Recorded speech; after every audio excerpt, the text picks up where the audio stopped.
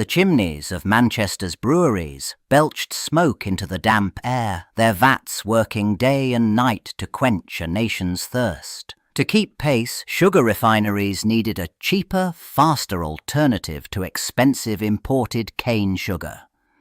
At the Bostock and Copey works, a chemist hunched over a bench, his hands stained with dark syrup. He had found a solution by treating raw sugar with a powerful industrial acid. The process was brutally efficient. He poured concentrated sulfuric acid onto the crystalline sugar, watching it hiss and bubble. The heat of the reaction tore the sugar molecules apart, transforming the solid crystals into a viscous amber liquid called invert sugar. This new brewing syrup was perfect. It fermented faster and cost far less. Factory managers approved its production without a second thought. Barrels of this dark syrup soon rolled out of the Garston works, destined for the fermentation tanks of breweries across the north. No one tested the chemical purity of the acid used to make it. The process was a triumph of industrial chemistry, celebrated for its speed and economy. But locked within that sweet, dark fluid was an invisible passenger, a metallic contaminant that had hitched a ride on the sulfuric acid. The sulfuric acid that would catalyze the disaster began its journey in the sprawling chemical works of the Nicholson brothers in Liverpool. To undercut competitors, they sourced their raw material from the cheapest available pyrites ore. This dark, metallic rock arrived by the shipload, its surface glittering with fool's gold and hidden within its crystalline structure, minute veins of arsenic. Inside the plant's cavernous chambers, workers fed the crushed pyrites into towering brick furnaces. Intense heat liberated sulfur dioxide gas, which then bubbled through vast lead-lined vats of water and air to become sulfuric acid. The process was brutally efficient, but it also stripped the arsenic from the ore, dissolving the toxic metal directly into the corrosive liquid. No one tested the final product. The acid, now heavily contaminated with dissolved arsenic trioxide, was simply pumped into thick glass carboys, sealed with stoppers and loaded onto waiting carts. Its destination was the Garston Sugar Works, where it would be welcomed as a cheap industrial reagent, its invisible payload utterly undetected. The drums of sulfuric acid arrived at the Garston works, their contents still warm from the chemical works in Liverpool. Workers unloaded them, unaware that each barrel carried more than just acid. Dissolved within the corrosive liquid was arsenic trioxide, a fine white powder that had leached from the impure pyrites ore used in its manufacture. Inside the factory, the acid was pumped into vast vats of raw cane sugar. The reaction began immediately, a violent hiss as the sulfuric acid tore the sugar molecules apart. The crystalline sugar dissolved, transforming into a viscous, dark brown syrup. The arsenic, now fully dissolved, became an invisible passenger in every sticky drop of what the industry called invert sugar. The process was complete. The new invert sugar, prized by brewers for its consistency and cost, flowed into storage tanks.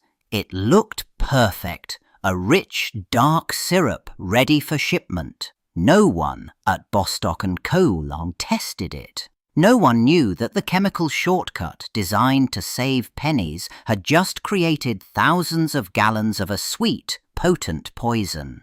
The thick, dark syrup left the Garston works in barrels, each one stamped with Bostock and Company's seal. Brewery buyers across Lancashire and the Midlands received it as standard brewing sugar, a common ingredient to boost fermentation. They tipped the viscous liquid directly into towering wooden vats, where it dissolved into thousands of gallons of bubbling wort.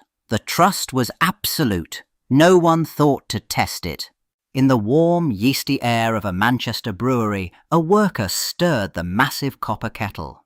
The contaminated sugar syrup blended seamlessly with malt and hops, its arsenic trioxide now completely invisible. The mixture fermented for days, transforming into barrels of rich ale and dark stout. The finished casks were rolled out to pubs, their contents appearing perfectly normal, even inviting. By late spring of 1900, a silent distribution was complete. Public houses from Liverpool to the Midlands had tapped these specific barrels. Patrons raised their pints, unaware that with each swallow they were ingesting a cumulative, slow-acting poison. The supply chain had delivered its toxic payload directly into one of England's most cherished daily rituals. The contaminated beer flowed from brewery taps into pubs across Lancashire that summer. Within days, drinkers who had shared a pint began clutching their stomachs in agony. They retched violently into gutters, their skin erupting in angry red rashes. A strange, pungent odour, like crushed garlic, clung to their breath and sweat, a scent that would soon haunt every hospital ward in Manchester. Doctors in crowded city infirmaries pressed cold stethoscopes to chests racked with pain, utterly baffled. The symptoms defied common ailments like cholera or food poisoning. One physician noted the peculiar garlic smell on a patient's breath and froze. It was a textbook sign, mentioned in old toxicology manuals, of arsenic ingestion. But how could so many people from different walks of life have been exposed to such a potent poison? The epidemic had no clear source. Victims were factory workers, clerks, and housewives with little in common except their thirst. Panic tightened its grip as new cases arrived hourly, some with limbs already growing numb, a sign of advancing nerve damage. In consulting rooms, medical men exchanged grim looks. They were witnessing not an isolated incident, but a spreading toxic event woven into the fabric of daily life. In Manchester's crowded hospital wards, Dr. Ernest Reynolds moved from bed to bed, his notebook filling with names and symptoms. He asked each patient the same question. What had they consumed before falling ill? The answers began to form a pattern. Men from different streets, different trades, all mentioned the same local ales, the bitter from one brewery, the stout from another. A suspicion tightened in his chest. Leaving the hospital, Reynolds went directly to the public houses his patients had named. He purchased bottles of the suspect beers, the glass cool against his palm. Back in his consulting room, he carefully labelled each sample, noting the brewery and the date. The dark liquids sat on his desk, ordinary looking, yet now the centre of a terrifying medical mystery that demanded proof. He packaged the bottles securely, wrapping them in brown paper. His accompanying letter to the public analyst detailed the clinical symptoms and the alarming geographic cluster of cases. With the parcel dispatched, all he could do was wait. The answer, he feared, lay not in a germ or a virus, but in something far more mundane, something thousands of people were drinking every day. The analyst's report landed like a thunderclap. It confirmed what Dr. Reynolds had suspected. The beer contained arsenic at over 1.5 parts per million, a staggering concentration. Public health officials in Manchester, armed with this proof, launched an urgent investigation.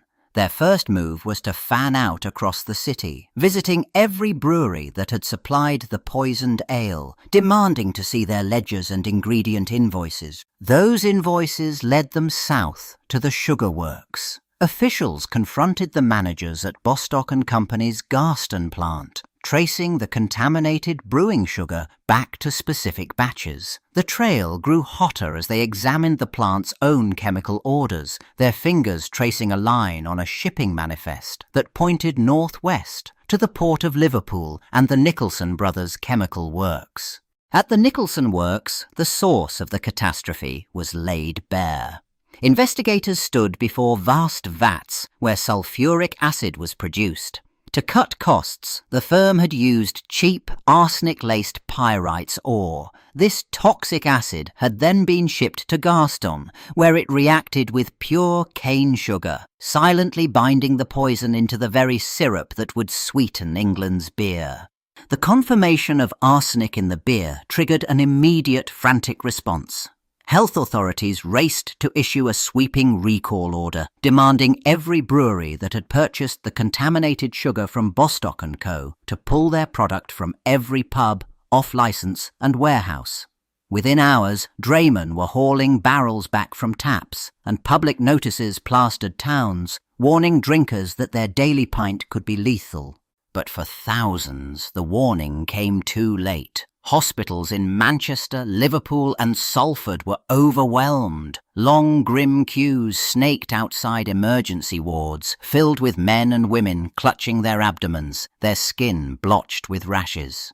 Inside, the air smelled of disinfectant and sickness, as doctors and nurses worked desperately, administering stomach pumps and spoonfuls of charcoal to try and bind the poison before it caused irreversible nerve damage.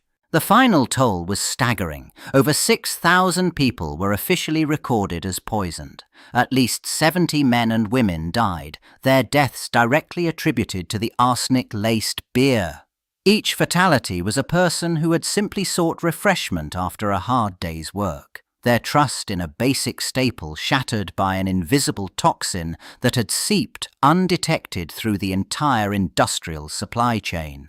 As hospitals across Lancashire still overflowed with victims, the government in London could no longer ignore the crisis. They summoned one of Britain's most respected scientific minds, the physicist Lord Kelvin, to lead a formal inquiry. His committee gathered in a sombre Whitehall room, surrounded by stacks of medical reports, brewery ledgers, and chemical analysis documents that traced the poison's path from Liverpool's chemical vats to Manchester's pub glasses. For months, the inquiry meticulously reconstructed the disaster. They heard testimony from public analysts who described the arsenic's crystalline structure, from brewers who had trusted their suppliers blindly, and from the chemical manufacturers themselves. The evidence pointed to a single damning fact. The Nicholson brothers had knowingly used cheap arsenic-laden pyrites to make their sulfuric acid, prioritizing profit over purity.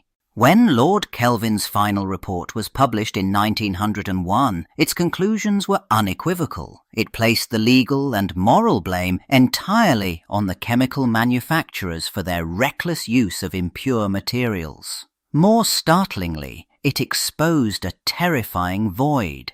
Britain had absolutely no laws regulating arsenic in food or drink. The industrial supply chain had been operating in a dangerous vacuum, with public health left utterly unprotected.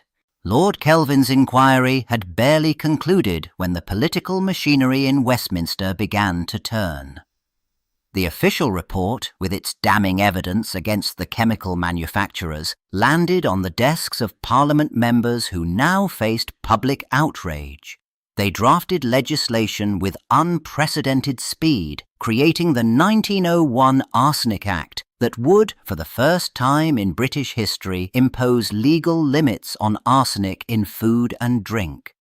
The new law transformed abstract responsibility into concrete action. It mandated that no food or drink could contain more than 1/100th of a grain of arsenic per pound, a tiny but critical threshold. Inspectors gained the authority to test products and prosecute violators, shifting the burden of safety from trusting consumers to regulated producers. The government had officially entered the kitchen and the brewery. This legislative pivot established a foundational principle. Public health was a state duty, not a corporate courtesy. The scandal's 6,000 victims had unwittingly exposed a fatal gap in the industrial age. Their suffering forged a new social contract, where the government's role expanded to shield its citizens from the invisible dangers their own prosperity created.